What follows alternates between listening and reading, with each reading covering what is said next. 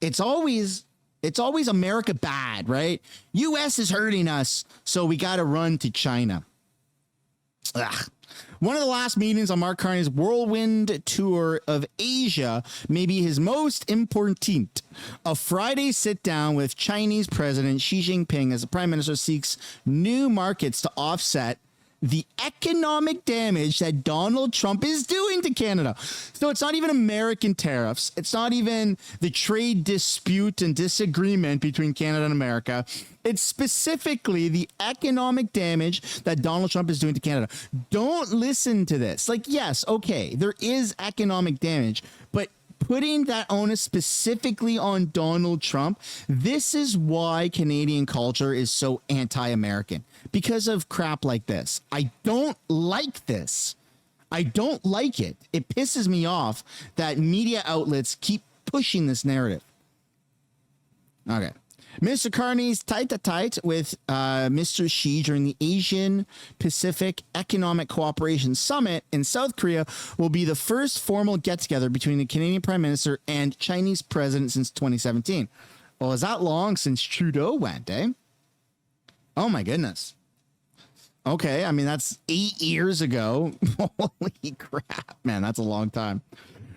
Relations have been in severe diplomatic chill since 2018 when Canada arrested a Chinese tech executive at the request of the United States, and in response, China jailed 2 Canadians. Mr. Carney's courting of President Xi is an abrupt change of course in Ottawa's approach to China, a country Ottawa characterized less than 3 years ago as increasingly disruptive global power. Well, that's what's throwing me for a bit of a spin. Is Trudeau, as much as he would say in that very famous line of his that he admires the Chinese communist dictatorship, our own government officials, even the Liberals, even Justin Trudeau himself, saw China as a bit of a problem for different reasons. Economic disruption, global power, they've been caught with dealing or interfering in some of our election process, like government officials or members of the CCP or however that works, right? And it's always been, well, it wasn't enough to swing an election in one way or another. So it's okay. They disrupted our elections, but you remember that? You remember that a couple years ago, whatever that was? Yeah. But so China's been kind of the bad guy. Justin Trudeau even listed China as a bit of the bad guy. And now we're cozying up to the bad guy, which is China. So China no longer bad, America bad, though. It's funny how that works, right? It's funny how how politics is actually a toxic cancer on a society. Trump's protectionism is driving U.S. allies to look far and wide for new markets, including those that countries such as Canada have often criticized as human rights abuses.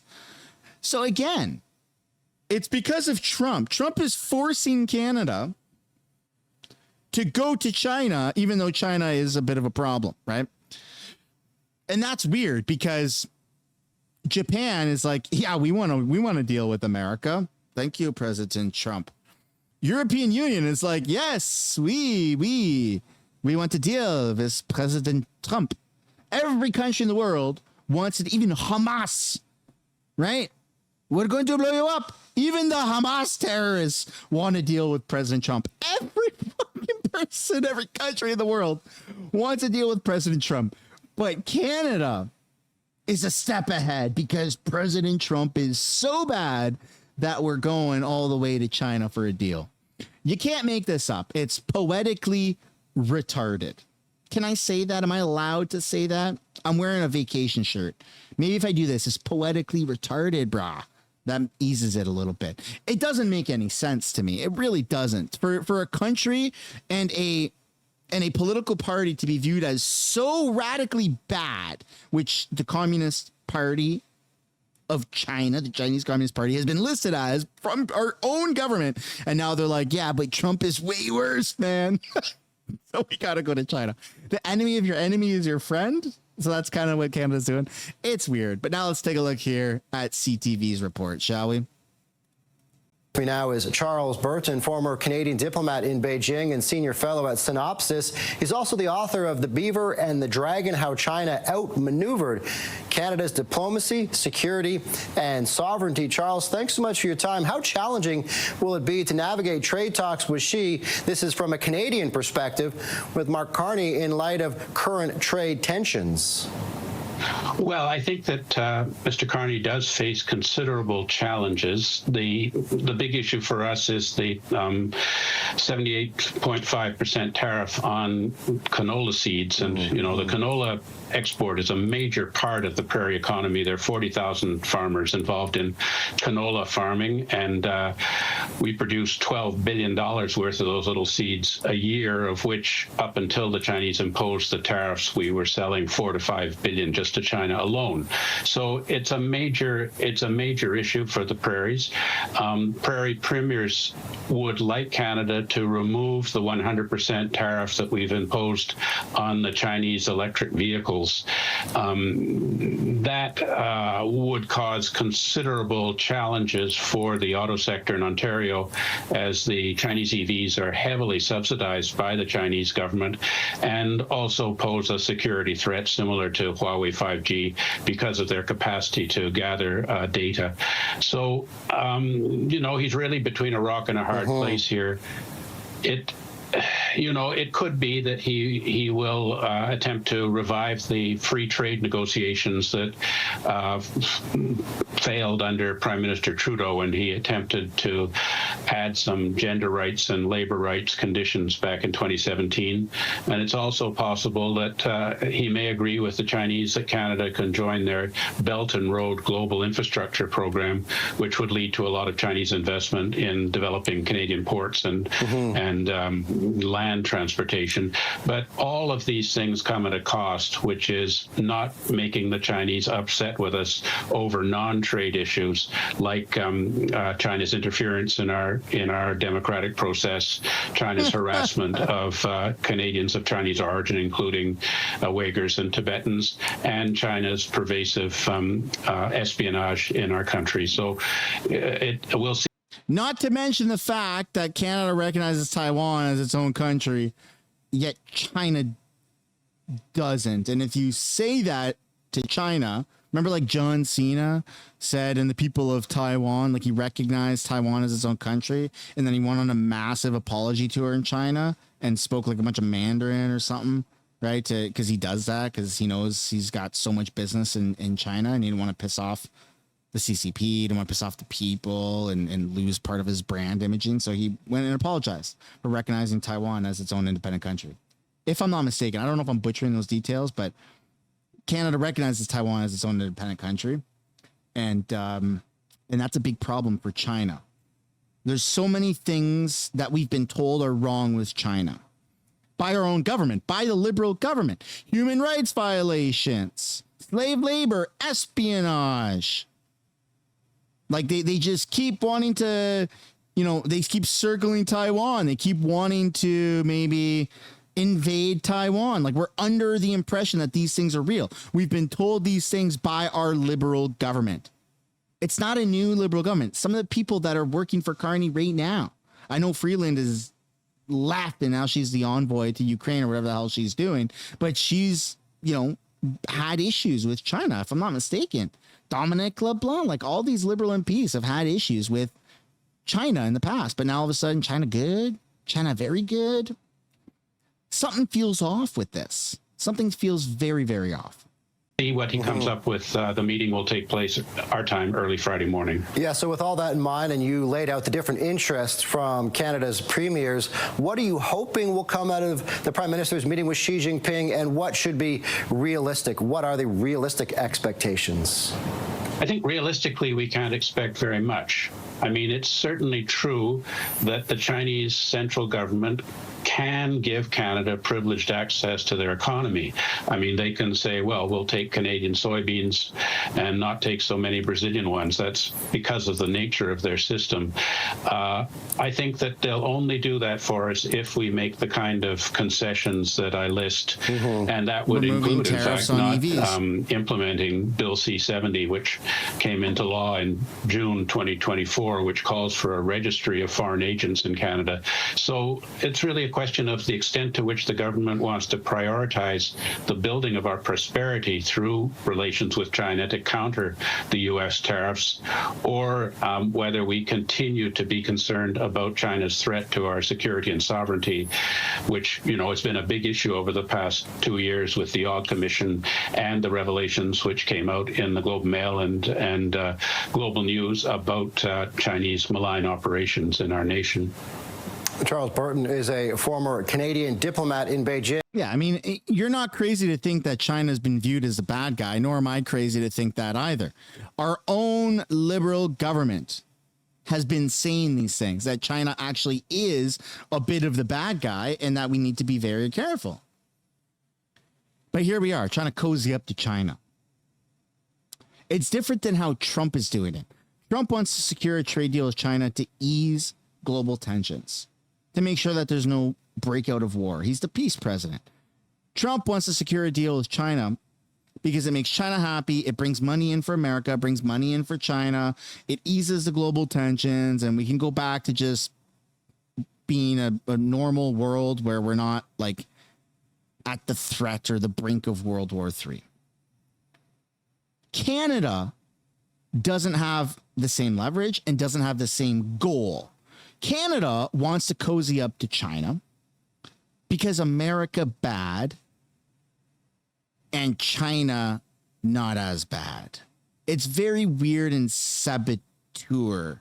It's like if one of your you're in a fight with one of your best friends, and so instead of fixing that relationship with your best friend, you say, you know what? I'm going to go find my best friend's worst enemy, and I'm going to be friends with them to stick it to my best friend. Like that's literally exactly what's going on, right? If I'm not mistaken. It's a little bit more complicated, but to sum it up, it's kind of like that. So again, my opinion, I'd love to know yours. Maybe I'm missing something here. Maybe I got tunnel vision, but I've been told by my own government in Canada that China is bad and that we shouldn't trust them. And they've had espionage issues. They've been caught with espionage here in Canada, right? There's a lot of conflict that we've had with China, a lot of tensions with China. Now, yeah, easing those tensions is phenomenal if you're doing it for the right reasons. If you're looking to stick it to your best friend because you're in a bit of an argument with your best friend, so you're going to your best friend's enemy, right, to try and prove a point, then that's a little weird. Intentions do matter. I think, I don't know, they matter to me, right? Like, maybe I'm not meant to be a politician or lead a country, but it matters to me. Maybe it doesn't matter to these guys. Clearly it doesn't. But it matters to me. So again, my opinion, I'd love to know what you guys think down below. Next up, we're going to take a look at CBC's version of what's to come. Because, well, Trump says that he's going to cut tariffs on Chinese goods after an amazing meeting with Xi Jinping. Let's have a look. Prime Minister Carney is seeking to expand trade with Canada's Asia-Pacific partners. And right now, key Canadian industries are being squeezed by tariffs, both from the U.S. and from China. This morning, U.S. President Trump and Chinese President Xi Jinping appear to be resolving some of their trade dispute. Overall, I guess on the scale of from 0 to 10, with 10 being the best, I would say the meeting was a 12.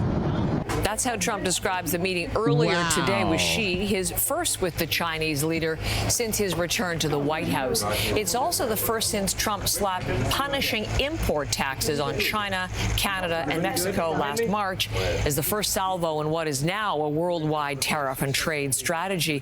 China has been hitting back, throttling exports of rare earth minerals to the U.S. that threaten to disrupt American defense production and manufacturing in key industrial industrial sectors.